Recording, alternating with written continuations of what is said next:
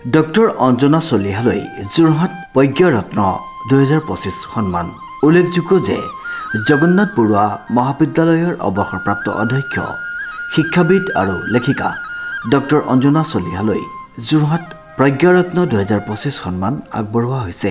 এই সন্মানত থাকিব স্মাৰক, সম্বৰ্ধনা পত্ৰ, গামোচা আৰু গ্ৰন্থৰ টোপোলা। আপুনি জানে যে আমি যোৱা বছৰ প্ৰথমবাৰৰ বাবে যোৰহাট সাহিত্য উৎসৱ আয়োজন কৰিছিলোঁ। আৰু এইবাৰ অহা 5-6 এপ্ৰিল অৰ্থাৎ দুদিনীয়া কাৰ্যসূচীৰে আমি দ্বিতীয় যোৰহাট সাহিত্য উৎসৱ উদযাপন কৰিবলৈ গৈ আছোঁ। আমি যোৱাবাৰৰ দৰে এইবাৰো আমি বিভিন্ন শাখাত আমি পুৰস্কৃত কৰাৰ লগতে দুদিনীয়া কাৰ্যসূচীলৈ অসমৰ বিভিন্ন প্ৰান্তৰ বহুগৰাকী স্বনামধন্য ব্যক্তি উপস্থিত থাকিব। সেইসকলৰ ভিতৰত সাহিত্য একাডেমি বঁটা প্ৰাপক আমাৰ বিশিষ্ট লেখিকা শ্ৰীযুতা অৰুপা পটংগীয়া কলিতা বাইদেউ আহিব। তাৰোপৰি বিশিষ্ট সাংবাদিক লেখক পুলিন কলিতা আৰু বিশিষ্ট সাংবাদিক লেখক তপন কলিতা ডাঙৰীয়া আহিব। তাৰোপৰি অসমৰ বিভিন্ন প্ৰান্তৰ কবি সাহিত্যিকসকল আহি উপস্থিত হ'ব। আৰু এই যোৱাবাৰৰ দৰে এইবাৰো আমাৰ সকলোৰে শ্ৰদ্ধাৰ ইন্দ্ৰজিৎ বৰুৱাদেৱৰ তত্বাৱধানত আমাৰ দীপধাৰা নামৰ এখন আমাৰ স্মৃতিগ্ৰন্থৰো প্ৰকাশ হ'ব। এইবাৰ আমি বিশেষকৈ এটা ভাল লগা কথা হৈছে কি, আমাৰ যোৰহাটৰে আমাৰ সকলোৰে শ্ৰদ্ধেয় অঞ্জনা চলিহা বাইদেউ, তেখেত যোৰহাট জগন্নাথ বৰুৱা মহাবিদ্যালয়ৰ প্ৰাক্তন অধ্যক্ষ, বিশিষ্ট লেখিকা, চিন্তাবিদ, আমাৰ সকলোৰে মৰমৰ অঞ্জনা চলিহা বাইদেউক আমি বিশেষভাৱে অলপ মৰম যাচিব বিচাৰিছোঁ। যোৰহাটৰ প্ৰজ্ঞাৰ সাধক, প্ৰজ্ঞাৰ ৰত্ন হিচাপে আমি তেখেতক সন্মানিত কৰিম। আৰু তাৰপিছতে আমি অসমৰ এগৰাকী অতি বিশিষ্ট লেখিকা, তেখেত হৈছে মঙলদৈৰ কলচুম বেবী। কলচুম বেবীৰ যোৱা 2023 চনত তেখেতৰ প্ৰকাশিত ছিন্নমূল যিখন উপন্যাস, সেই উপন্যাসখনৰ বাবে আমি যোৰহাট সাহিত্য উৎসৱ 25 অৰ্থাৎ যোৰহাট সাহিত্য উৎসৱ 25ৰ বঁটা হিচাপে আমি সেই উপন্যাসখন আমি নিৰ্বাচিত কৰিছোঁ।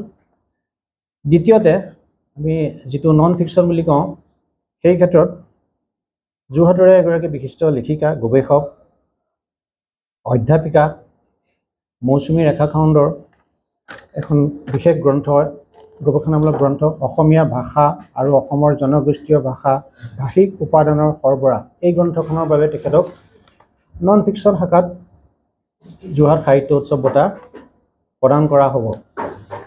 আৰু এইবাৰ আমি আন এটি বঁটা নতুনকৈ সংযোজন কৰিছোঁ। সেইটো হৈছে যিসকলৰ প্ৰথম গ্ৰন্থখন, সি কবিতা হ'ব পাৰে, গল্প হ'ব পাৰে, প্ৰবন্ধ হ'ব পাৰে, প্ৰথম গ্ৰন্থ হিচাপে যিয়ে আমাক আকৃষ্ট কৰিব পাৰিছে, তেওঁলোকৰ মাজৰ পৰা এজনক আমি সম্ভাৱনা বঁটা দিয়াৰ আমি সিদ্ধান্ত গ্ৰহণ কৰিছোঁ।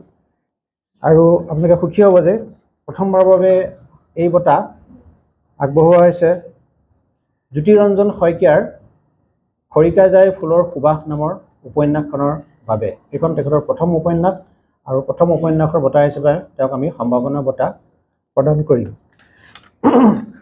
দুদিনীয়া বিশিষ্ট বিভিন্ন কাৰ্যসূচী আছে। প্ৰথম কাৰ্যসূচীত আমাৰ অধ্যাপক, কৃষি বিশ্ববিদ্যালয়ৰ প্ৰাক্তন অধ্যাপক ডক্টৰ বিপিন খঙীয়াদেৱে অনুষ্ঠান উদ্বোধন কৰাৰ লগতে অসম সাহিত্য সভাৰ সভাপতি শ্ৰদ্ধাৰ ডক্টৰ বসন্ত কুমাৰ গোস্বামীদেৱো উপস্থিত থাকিব।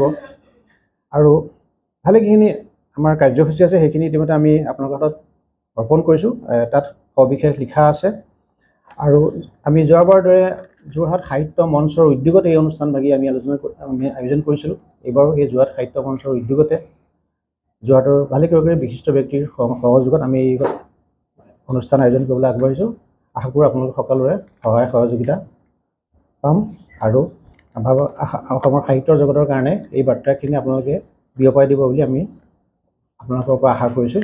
ধন্যবাদ। 1941 চনতে জন্মগ্ৰহণ কৰা ডক্টৰ চলিহাই 1965 চনত গুৱাহাটী বিশ্ববিদ্যালয়ৰ পৰা স্নাতকোত্তৰ ডিগ্ৰী লাভ কৰে আৰু 1998 চনত শংকৰদেৱ আৰু ৰবীন্দ্ৰনাথ ঠাকুৰৰ তুলনামূলক অধ্যয়নেৰে ডক্টৰেট ডিগ্ৰী লাভ কৰিছিল।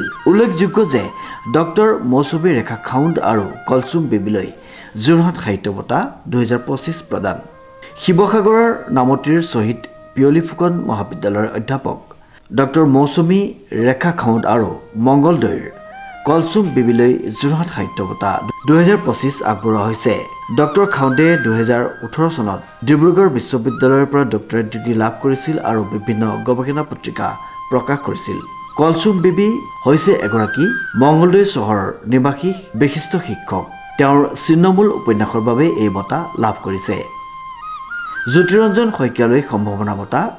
খৰিকাজাই ফুলৰ সুবাস উপন্যাসৰ বাবে জ্যোতিৰঞ্জন শইকীয়ালৈ সম্ভাৱনা বঁটা আগবঢ়োৱা হৈছে। শইকীয়া বৰ্তমান অৰুণাচলৰ কৰ্মৰত।